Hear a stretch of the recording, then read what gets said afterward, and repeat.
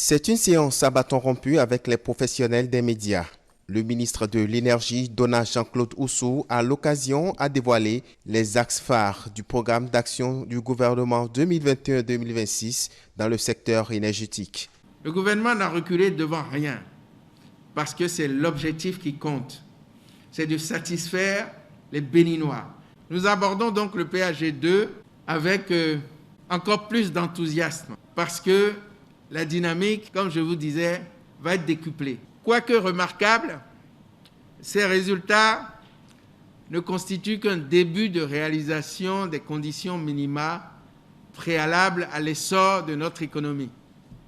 C'est pourquoi nous ne devons point nous en contenter, encore moins arrêter la dynamique si nous voulons l'amplifier. C'est pour cela que nous avons devant nous, comme dans un passé récent, des défis et des enjeux. C'est préserver les acquis du premier PAG et de faire en sorte qu'on renforce ces actions à travers, je dirais, des aménagements stratégiques qui n'affectent pas la cohérence globale et la solidité de nos actions.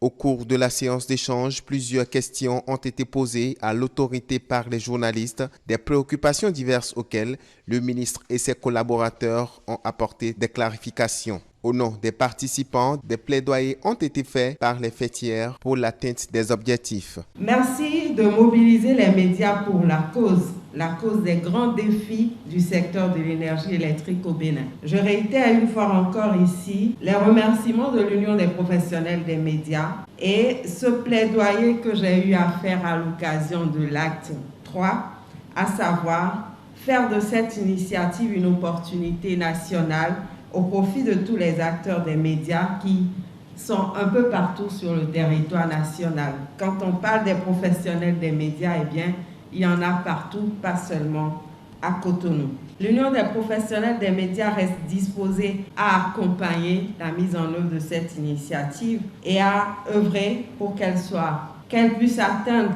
le plus grand nombre de professionnels des médias.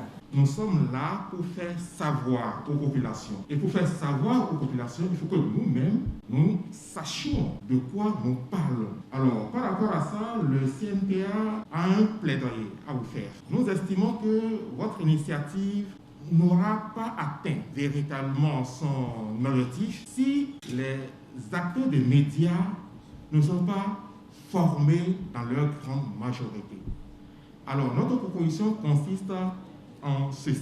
Nous voudrions vous suggérer de voir dans quelle mesure, avec vos services techniques, organiser des formations in situ au sein des organes de presse. Le ministère de l'Énergie promeut l'efficacité énergétique. Il faut donc préserver les acquis du PAG1 dans ce domaine et renforcer l'existant, a conclu Donald Jean-Claude Oussou.